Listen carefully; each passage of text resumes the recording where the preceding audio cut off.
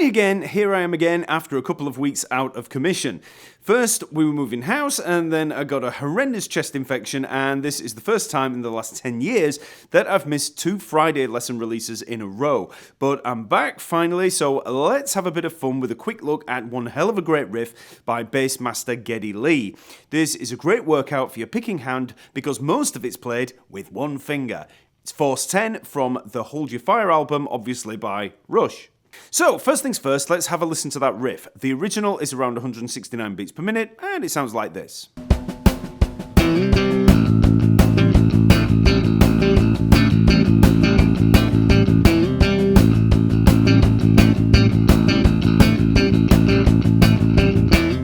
Okay, so let's have a look at the notes in here. We're in A minor, and we have 2 things to think about. We have the chords on top,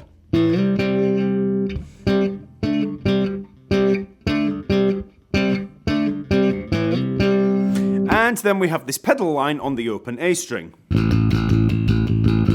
So let's just start with the chords and then we can fill in the gaps with the open A string pedal. So this is all about power chords. A power chord is a simple 5th interval, a perfect 5th interval. And on an A, we might have the 7th fret of the D string and the 9th fret of the G string, which I'm playing there with the 1st and 4th fingers. Play both of those notes together, and that's a power chord. And we can move it around all over the fretboard. And it's a pretty good chord to know because it's easy and it's pretty versatile. So just take that chord shape and just try moving it around all over the place just to get used to the sight and sound, pardon the pun. So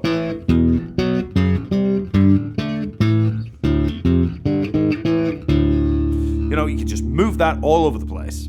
So we take that power chord on A, plucked with the 1st finger of the picking hand, and we played on beat 4. So we're coming in with the with an anacrusis. So it's 1, 2, 3, 4. Okay. Then we slide up to the power chord on C. So that's going to be the 10th fret of the D string and the 12th fret on the G string. So the rhythm there is going to be 4 and 1. Okay, so we hit that C there again on 1. So 1, 2, 3, 4 and 1. Then we wait till the and of 4 and we move between the C and D power chords like this. So we have 1 and 2 and 3 and 4 and 1 and 2 and 3 and 4 and 1 and 2 and 3 and 4 and 1 and 2 and 3 and 4. So we're just moving between the C and the D power chord. So that's going to be the C at the 10th fret of the D string and the D at the 12th fret of the D string. Again, we're just moving that chord around. For the timing, we have the and of 4 and then 2 and 3. So that's going to be 1 and 2 and 3 and 4 and 1 and 2 and 3 and 4. Okay, so very slowly. 1 and 2 and 3 and 4 and 1 and 2 and 3 and 4 and 1 and 2 and 3 and 4 and 1 and 2 and 3 and 4. So that first one is on the and of 4 and then you've got 2 and 3. Now, some of you might find that counting a little tricky while playing. Some of you might find it way easier to just listen to the original and copy the rhythm. But for accuracy, it can be beneficial to know how to count out the riff so that you can really make most of your practice, and really nail that accuracy. So we repeat that rhythm 3 times and then return to the start of the riff. So the whole line is going to be 1, 2, 3, 4 and 1 and 2 and 3 and 4 and 1 and 2 and 3 and 4 and 1, 2 and 3 and 4 and 1 and 2 and 3 and 4 and 1 and 2 and 3 and 4 and 1. Okay, so after you finish that last, you just drop back down to that A and we have that slide again. 4 and 1. Okay? So a little quicker, just without all that counting in there, we'd have 1, 2, 3.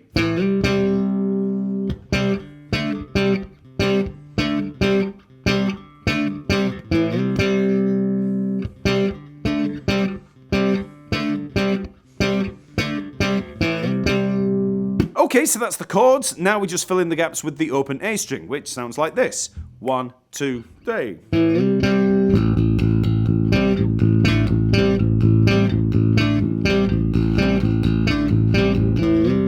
Now, Geddy tends to play all of this with one finger, or so it seems. So take your time and play it slowly. When you start, you have that initial slide up for the A to the C, and then you start playing the open A on 2. So 4 and 1, 2 and 3 and 4 and then we hit that. So 1, 2, 3, 4 and 1, 2 and 3 and 4 and then we're into those C's and D's. Then when you reach those C's and D's, you have the C and then 2 open A's, then D and 1 open A, and then C and 2 open A's again. So it's 2, 1, 2 in terms of the open A's. So C,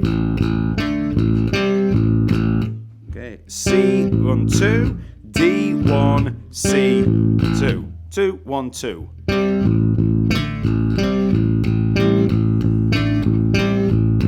Okay, so again, slowly all of that. So 1, 2, 3, 4 and 1 and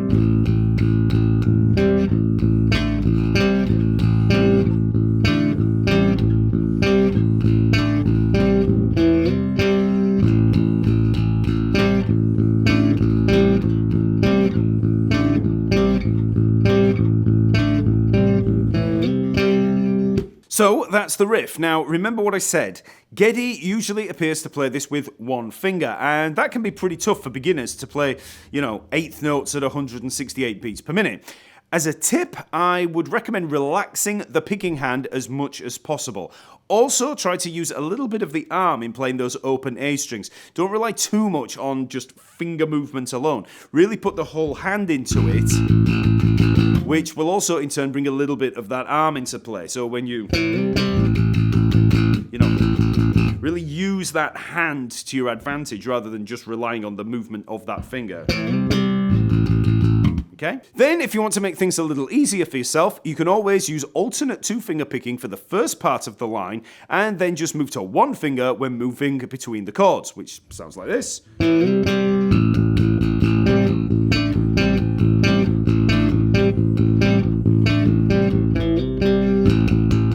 So, after the slide up there, you start on the second finger of the picking hand. Just 2, 1, 2, 1, 2, 1. So then you're into the 1-finger thing. Then to make the chords a little bit easier to play, you can use 2 fingers to pluck them rather than 1. So use the first finger for the D string and the second finger for the G string. So there I'm plucking like this. And this is how I usually play this line. I feel like I can get a lot more snap and definition out of the chords, and to be honest, it's just the way that I usually play chords. So when learning this line, that was the natural way for me to do it. I've never really been a fan of using 1 finger for chordal plucking. I mean, obviously it works for other people, it's just not the way that I generally do it. Now, I'm saying that Geddy uses only 1 finger for the whole riff, but that's based on me looking at the live footage, and I've got to say, it's hard to tell whether he's using that 2-finger pluck for the chords or just the 1. The hand is curled over and things move pretty quick, so it's hard to tell, because when you're actually playing the 2-finger thing, it kind of looks the same as when you're using 1. Now, I've got to say, it does sound like a 2-finger pluck. They're pretty even, the 2 notes in there. It just doesn't look like it. But either way, it doesn't matter. As long as you can play the riff correctly in sound and time, then, the technique's pretty much irrelevant. So, using those 2 fingers there, I'd start.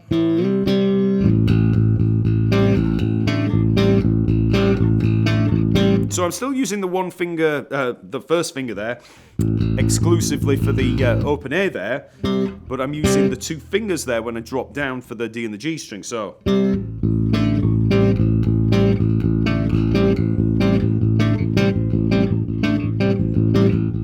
Okay, so you can see how, you have to curl the fingers over a little bit, and that is actually how Geddy plays when he's playing this. He has a little bit of a curl in the hand. Now, that might be just to, facilitate that 1-finger thing. Who knows? But without asking him, I wouldn't know. So.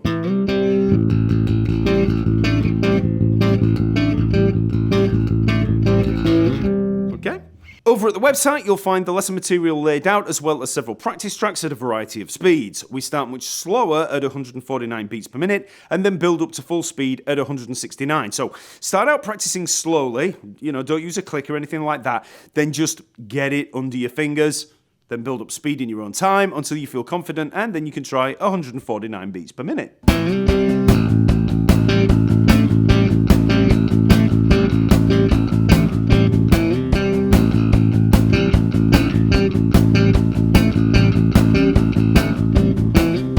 Then you can try 159 beats per minute.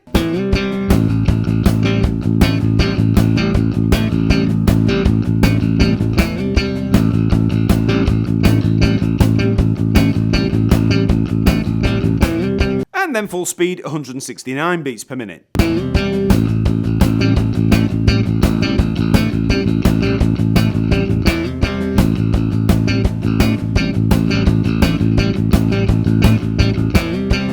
Okay, so that's Force 10 by Rush. Please like the video, subscribe to the channel, and leave me a comment to let me know what other Geddy Lee riffs or techniques you'd like to see covered. I've already talked about his flutter picking technique, we've worked through La Villa Strangiato, and a variety of other bass riffs that I'll list in the description below.